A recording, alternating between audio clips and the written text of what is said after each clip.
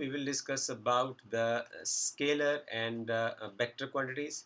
So अभी तक आपने कई फिजिकल क्वांटिटीज़ के बारे में पढ़ा हुआ होगा, तो मैं कुछ फिजिकल क्वांटिटीज़ के बारे में लिखता हूँ।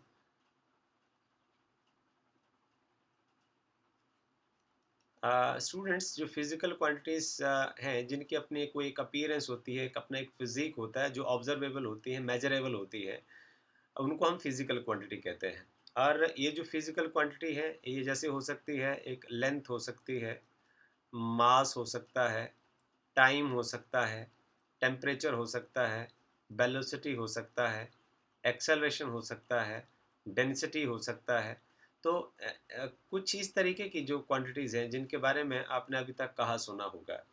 ये जो फिजिकल क्वांटिटीज़ हैं इनको आप क्लासिफाई कर सकते हैं। कुछ एक ऐसी क्वांटिटीज़ होती हैं जिनका सिर्फ मैग्नीट्यूड होता है, जिनका सिर्फ मैग्नीट्यूड होता है।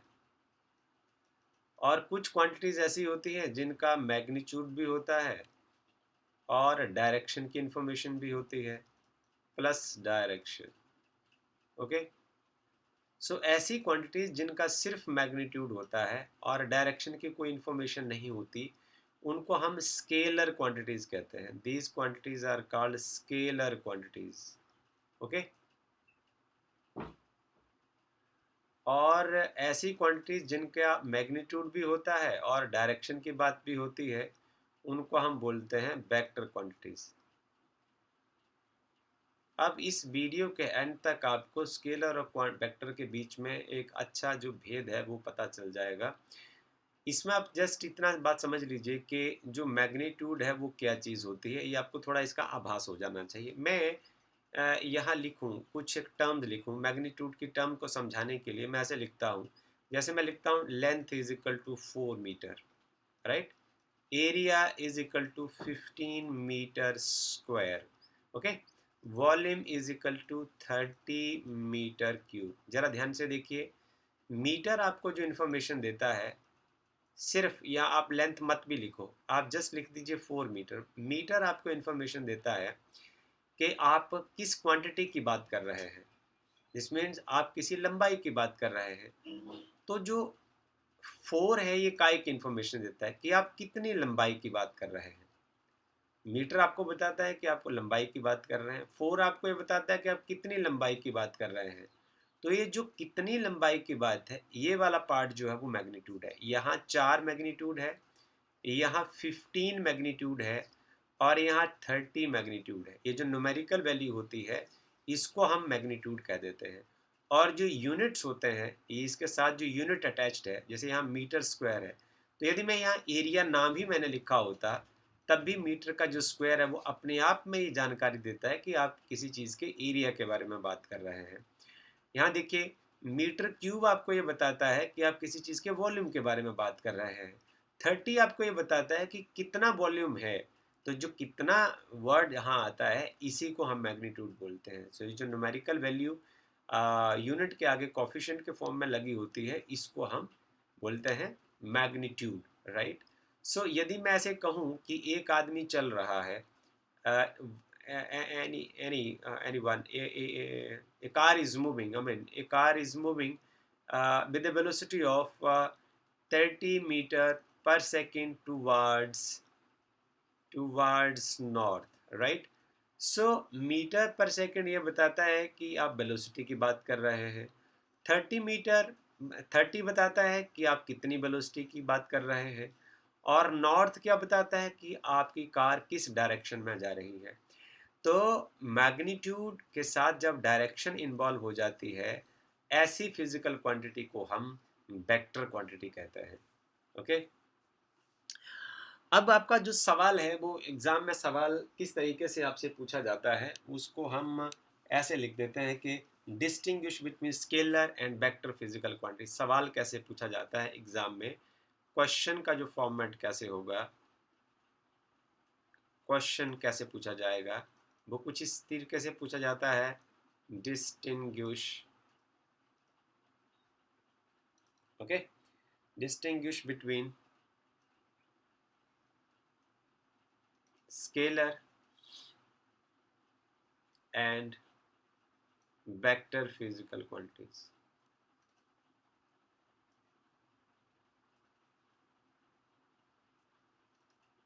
Distinguish between scalar and vector physical quantities, दोनों के बीच में आपने डिस्टिंग्विश करना है। तो इस सवाल का जवाब कैसे दिया जाएगा, इसको देखिए आप एनसीईआरटी की किताब में बहुत सुंदर शब्दों में उन्होंने लिखा है।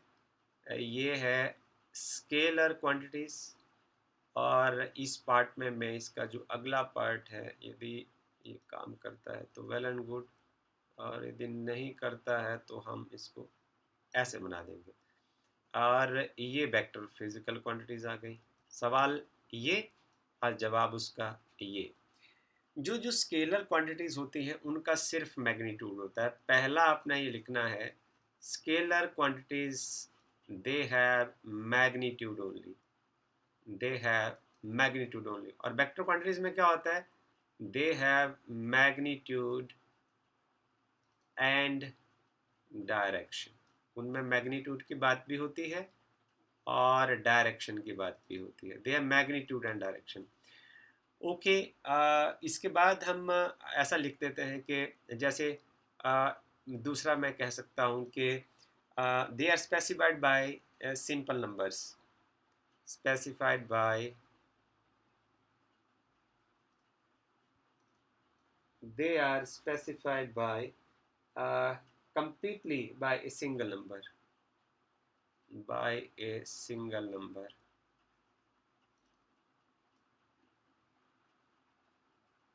ओके, एंड जो वेक्टर फिजिकल क्वांटिटीज होती है, जो वेक्टर फिजिकल क्वांटिटीज होती हैं उनको आप वेक्टर में बोल्ड फेस लेटर में ऐसे लिखते हैं। वो कुछ इस तरीके से लिखते हैं, vector physical quantities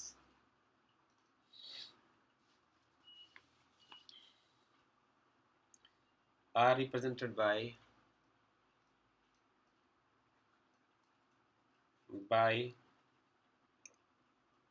letters having arrowhead, letters having arrowhead over them। देखिए इसको कैसे लिखेंगे, जैसे हम लेंथ को लिखते हैं एल लिख देंगे, मास को लिखेंगे एम लिख देंगे, टेम्परेचर को लिखेंगे टी लिख देंगे। पर यहाँ जब डिस्प्लेसमेंट लिखा जाएगा तो एक्स वेक्टर लिखेंगे, वेलोसिटी को लिखेंगे बी वेक्टर लिखेंगे, एक्सेलरेशन को लिखेंगे ए वेक्टर लिख देंगे, एफ फोर्स को लिखेंगे ऐसे लिख देंगे। ओके, सो ये रिप्रेजेंट करने का तरीका होता है। वेक्टर्स को ऐसे रिप्रेजेंट करते हैं और जो स्केलर्स होता है उसको इस तरीके से रिप्रेजेंट करते हैं। जो तीसरा डिफरेंस है, एक और हम लिखने की कोशिश करते हैं आपके साथ। स्केलर क्वांटिटीज में यदि चेंज आए, scalar change with, scalars change with change in magnitude, change in magnitude. Okay, अब जो वेक्टर क्वांटिटीज है उसमें दोनों चीज़ें हैं ना, एक मैग्नीट्यूड भी है और एक डायरेक्शन भी है। तो यदि मैग्नीट्यूड को बदलेंगे तभी वेक्टर क्वांटिटी बदल जाएगी, डायरेक्शन को बदलेंगे तब भी वेक्टर क्वांटिटी बदल जाएगी। उदाहरण के लिए देखिए कि यदि मान लो कि एक कार है, मैं यहाँ पहले यहाँ लिख लेता हूँ, चेंज विद बोथ मैग्नीट्यूड, ये मैग्नीट्यूड और डायरेक्शन के साथ बदलता है, magnitude and it change with magnitude and direction. अब सिंपली देखिए कि एक कार है, मैं वैसे वेलोसिटी एक वेक्टर क्वांटिटी उसकी हम बात करते हैं। एक कार है वो यहाँ से चलती है ए पॉइंट से बी पॉइंट तक, और ए पॉइंट के ऊपर उसकी वेलोसिटी है 10 मीटर पर सेकेंड, बी पॉइंट के ऊपर भी उसकी वेलोसिटी है 10 मीटर पर सेकेंड। अब उसकी वेलोसिटी तो बदली नहीं, बट बी पॉइंट पर जाने के बाद वो 10 मीटर पर सेकेंड चलती चलती वो वापस ए की ओर चली जाती है। सी पॉइंट के ऊपर पर उसकी वेलोसिटी है 10 मीटर पर सेकेंड। तो मैं यूँ कहूँ कि यदि मैं इसको डायरेक्शन के हिसाब से लिखूँ तो ये आ जाएगा साउथ डायरेक्शन, और ये नॉर्थ डायरेक्शन, ये ईस्ट डायरेक्शन और ये west. So car is moving from west to south with a speed velocity of 10 meter per second, but at B it will turn with the same with the same velocity 10 metre पर second but towards the best direction. तो इसलिए magnitude तो उतने का उतना ही रहा, 10 का 10 ही रहा, पर जब उसकी डायरेक्शन बदल जाएगी तब भी हम ये कह देंगे कि जो वेलोसिटी में वो चेंज आ गया है। तो जो वेक्टर क्वांटिटीज़ हैं वो मैग्नीट्यूड के बदलने के साथ भी बदलती हैं, डायरेक्शन के साथ भी बदलती हैं, और मैग्नीट्यूड और डायरेक्शन दोनों के बदल जाने के साथ भी बदल जाती हैं। एग्जाम्पल से आपको समझ आ गया होगा। और मैं चौथा एक डिफरेंस लिखता हूँ, इसको आपने समझना है, बाकी आपको सवाल का उत्तर देने के लिए काफ़ी किताबें पढ़ी होती हैं, वहाँ से आप सीख सकते हैं। देखिए, जब स्केलर क्वांटिटीज़ होती हैं, they add like ordinary algebra, they add they add like ordinary algebra।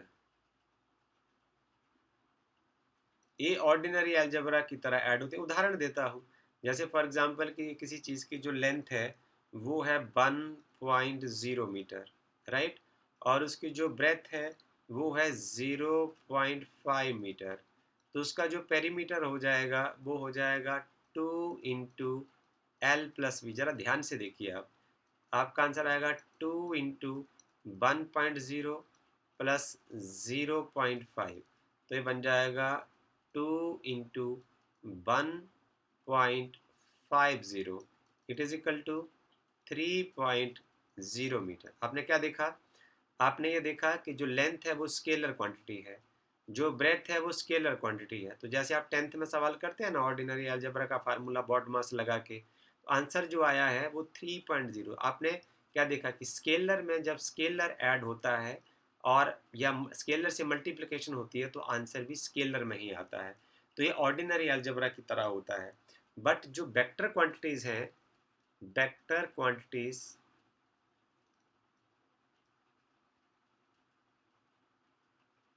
Are added, subtracted, multiplied, divided using vector algebra. इसके जो भी ऑपरेशंस होंगे वो वेक्टर अलजेब्रा की हेल्प से होंगे। और इसका जो दे ऐड, मैं यहाँ भी लिखता हूँ add, subtracted, multiplied, divided and divided, इसको भी आपने ऐसे लिखना है, डिवाइडेड यूजिंग ऑर्डिनरी अलजेब्रा। एक मैं आपको इसको और उदाहरण दे देता हूँ। जैसे फॉर एग्जांपल कि कोई एक टेम्परेचर T1 है किसी बॉडी का, वो है 35.6 डिग्री सेल्सियस, और जो दूसरा टेम्परेचर है T2, वो कोई है 24.2 degree Celsius. Okay, so the difference in temperature क्या आ जाएगा? T2 माइनस T1 जो होगा वो आ जाएगा 35.6 minus 24.2। okay, so this is equal to 11.4 degree Celsius. तो देखिए, ये भी ऑर्डिनरी अलजेब्रा की तरह हमने ऑपरेट किया। तो जो स्केलर क्वांटिटीज होती हैं they are operated like ordinary algebra, but the vector quantities are created by the vector algebra. So we will study about this vector algebra in the same chapter। इसी chapter में हम इसके बारे में पढ़ेंगे। So this is all about this concept, and the vector algebra which we are going to study, this is about the triangle। I mean vector algebra में हो आपके पास हो जाएगा triangle law of vector addition,